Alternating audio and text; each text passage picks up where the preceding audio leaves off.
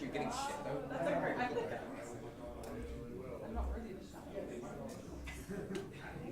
I didn't really see your hat. I just feel like. Yeah, like, well, my 2 years in February, so.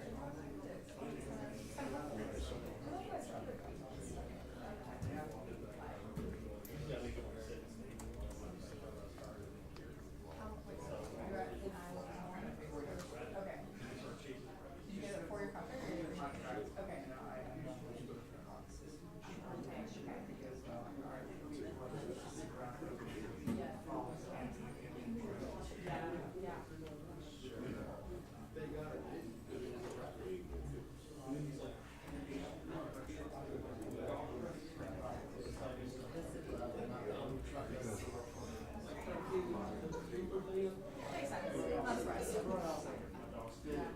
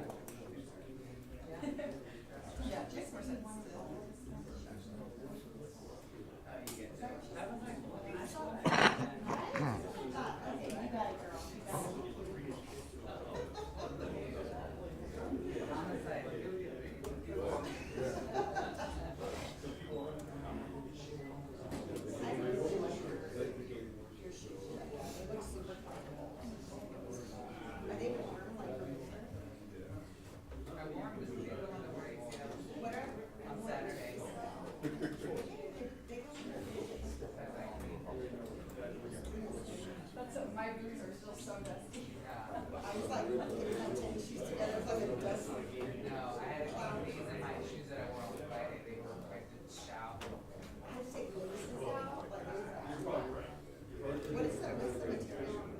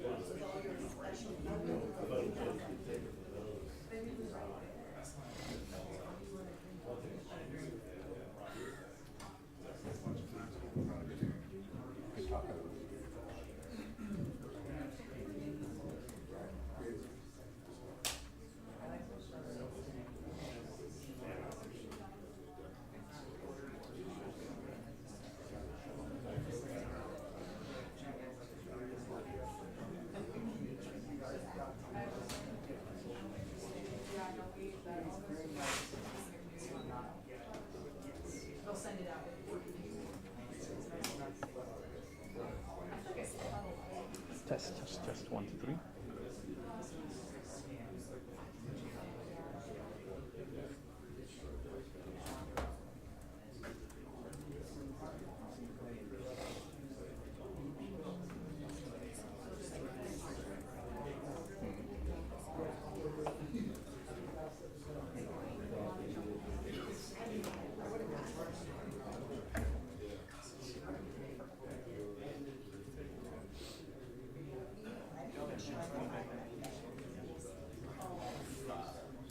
I never take my work phone. Yeah, 'cause they came out tonight. With the tip and the delivery was like $5. No, I don't even, when I go home, like, I'm like, how long does it take for you to get your insurance?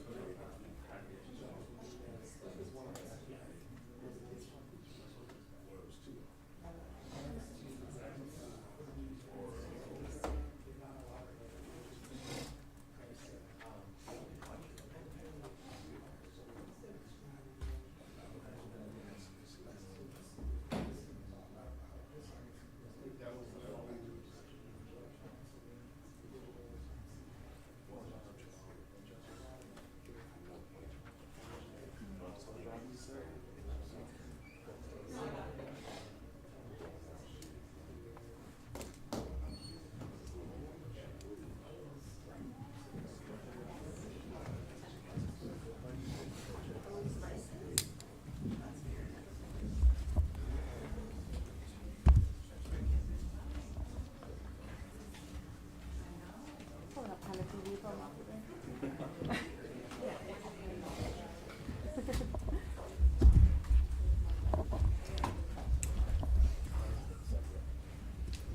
Hey guys, okay, I'll just do a sing and spell for everyone here. This is about the homicide that was yesterday in the 1800 block of Burton Drive. Speaking first is going to be Detective Matthew Jones. That's Matthew, last name Jones, Jones. Detective Jones is the secondary detective on this case. He's with the homicide unit with the Austin Police Department. Following his remarks, we're going to hear from Detective Adam Curvin. He's with the Tactical Intelligence Unit. That's ADAM, last name CURVIN. And then following him, we will hear from Detective Randy De Luna. He's the lead detective on this case with the homicide unit in the Austin Police Department. First name Randy, RANDYDELUNA.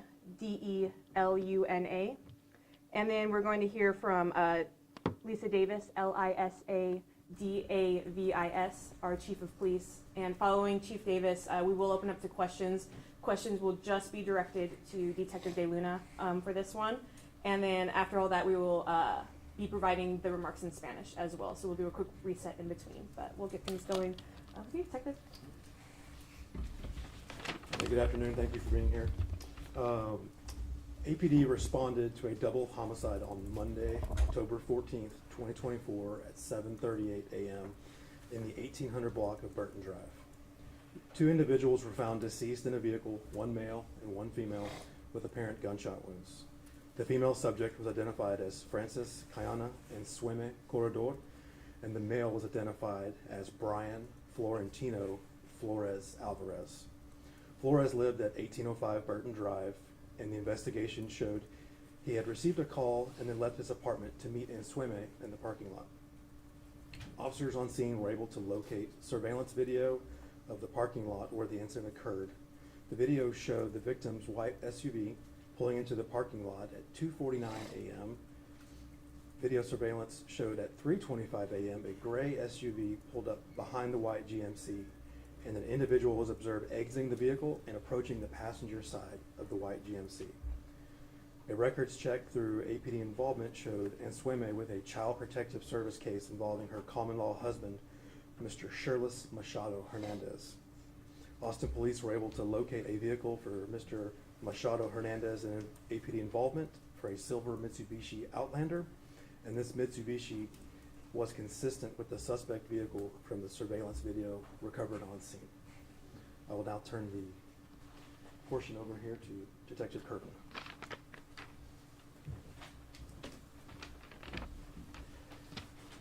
Good morning. It was discovered through the investigation that the victim, the female victim, had 3 children, all of which were unaccounted for. The primary focus of the investigation turned to the well-being of those children, locating them and ensuring their safety. To that end, we checked all addresses on record for the couple, the children, and any other address we could identify that had previous APD involvement for that family. Officers were unable to locate the children, the husband, or the vehicle, the silver Mitsubishi Outlander. The children have since been located and are safe and uninjured. Machado was the father of 2 of those 3 children, and CPS is currently handling the placement of those children at this time.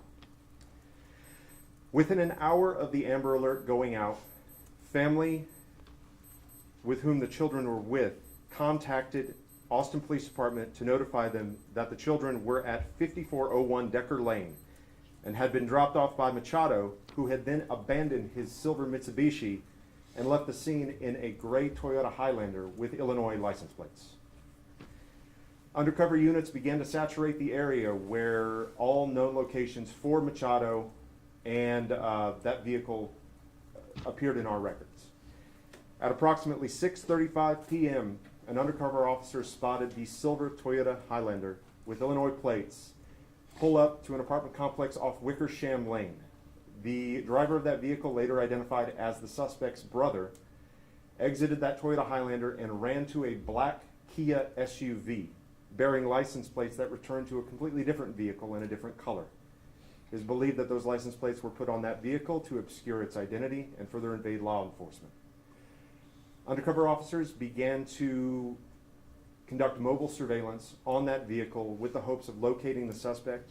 They were able to follow it to another nearby apartment complex where the primary suspect's brother, who was the driver of that Kia at the time, met with another person, later identified as a second brother to the primary suspect, and the vehicle went mobile again. Undercover officers, with the assistance of APD's Air 1 unit, continued to follow the vehicle until sufficient resources were in place to conduct a stop on it. It was believed, due to the gravity of the case, due to the fact that the license plate on the vehicle did not return to the vehicle, that the attempted traffic stop would turn into a pursuit. That did not happen. The vehicle yielded in a residential neighborhood, and the primary suspect was taken into custody, having been found hiding in the back seat of that Kia SUV. The driver of that vehicle was detained, but has not been charged at this time. The units involved in the apprehension included APD Patrol, APD Metro TAC units, APD's Violent Crimes Task Force, the Tactical Intelligence Unit, APD K-9, and the Department of Public Safety troopers. And we're going to pass it on to the lead detective, Detective Randy DeLuna. Good morning. CPS had informed homicide detectives about an active case involving Sherles Machado Hernandez. A forensic interview was to be scheduled for today, October 15th, 2024, with the child victim at the Child Advocacy Center prior to the homicide. Homicide detectives discovered that the suspect had withdrawn the children from the current schools and provided a new address in Niederwald on Friday, October the 11th, 2024. The victim suspect and all 3 children had been living at the address in Niederwald. It is unknown if Answami had contact with Machado that night, and unknown how Machado had located Answami in the parking lot on Burton Drive. The investigation showed that the 2 victims had been involved in a dating relationship. The suspect did not wish to provide a statement. Machado was booked in the Travis County Jail for capital murder. Now I'll turn it over to Chief. Thank you all. Thanks everyone for coming. I think I'd like to begin with talking about family violence and how important it is. Here we have, a coward who killed the mother of his children and left 3 children motherless, and how devastating that is. Family violence is something that touches, every part of this police department, from homicide down to our patrol officers who are taking those calls. So I think that's something to think about. I think it speaks to the power of the Amber Alert. It worked exactly how it was supposed to. Within an hour of people getting that alert, the children were located. So there's absolute power in that. And then our state and local partners. and how, you know, catching this and apprehending this offender was possible. And so to the APD, fantastic work. I saw this in action, went to the scene, saw the tremendous amount of work that was being done at the scene, and then came back to the station and the tremendous amount of work that was here trying to locate these children. So their passion and their dedication to the work that gets done here every single day, I applaud you. It's really impressive. So that's just what I want to say. So again, fantastic work by state and local people, and I'm super proud, very proud of APD. Thank you. If you have any questions, you can raise your hand. Start with Brianna. What was the purpose of waiting to publicly connect the Amber Alert to the morning homicide? Say it again, I'm sorry. What was the purpose of waiting to publicly announce that there was a connection between the Amber Alert and the morning homicides versus saying something as the Amber Alert went out, either in the Amber Alert or in conjunction with it? I think at the time, we just didn't have all the information to be able to make that quick judgment. We were still working an active scene. We were still receiving information. We were still interviewing witnesses that were on scene. So a lot of this information is coming in slowly. So it takes a little bit of time to gather all the information to be able to make that decision. You talked about checking addresses to try to find these kids. And one of the ways was the previous APD involvement. What kind of record does he have besides just the custody with the kids? As far as like his actual, you're referring to like a criminal record, we're not going to discuss criminal record at this time. Like I said, we're just going to stick to the case. Sorry. Understanding that this is an unusual situation, but there are several residents in the Southeast Austin area concerned about the rise in crime going up. What does APD kind of have to say, you know, to residents there to kind of ensure them that they're safe and that police and everything they can to keep them out of harm's way? Well, patrol officers are out there actively working calls. They're out there responding to citizens' needs the best they possibly can. So, like I said, they're out there doing what they can. So they're doing the best they can. Do we have any indication that the suspect was tracking this female? That's how maybe he knew where she was? We don't know that at this time. That's what we're still looking into. We knew that the suspect was able to find the victim. So we were able to see that on video camera that the suspect did pull up at the time. We just don't know at this point how he was able to find where the victim was at. Sorry, you said the suspect and I believe the deceased victim, they were, I guess, common law married. Is there knowledge or timeline of maybe when they separated or how long they had been apart from each other? At this point in the investigation, whenever what we discovered is they were still together at this point. There was no indication that they had been separated at any point. They were still living together at the same residence. But she had a new boyfriend. Correct. Can you tell us where the children were found and who they were with? We can't answer that at this time. Did he have the children with him? How long did he have the children with him? Do we know? We don't know that at this time. We know that from about 3:30 to possibly 1 o'clock, the children were unaccounted for. Is that AM or PM? 3:30 a.m. to 1 o'clock p.m. Can you give us an estimate of how long the bodies were in the car? At the time, whenever we were watching video, it looked like at about 3:25 a.m. is whenever we saw the suspect vehicle pull up. It wasn't until 7:38 until APD received a call for 2 deceased people in the parking lot. And who made that phone call to 911? It was a neighbor. So you said one of the brothers who was driving the car will not be charged. Is there a reason? Do you believe that he was maybe being forced to drive the suspect away or anything like that? Is that why he's not being charged? We don't know that at this time. We're still looking into more information. Like I was saying, this is an ongoing investigation. It's still in the early stages, so we're still trying to figure out, and we're still trying to get more information on that as far as like any kind of family involvement. Was the Amber Alert sent out statewide or was it localized at all? That was statewide. Correct. Would he possibly face any charges related to that Amber Alert? Who? The suspect? The suspect face any charges for the Amber Alert? No, Any- not at this time. One last question? Um, Anyone has any? is he a U.S. citizen? Can't discuss that at this moment. Can we expect him to be deported? It's unknown. Awesome. Thank you, guys. We will do it again in Spanish, about 5-10 minutes. So if you are staying for the Spanish version, just give us a couple minutes, and if not, then we can escort you back downstairs. Thanks, y'all.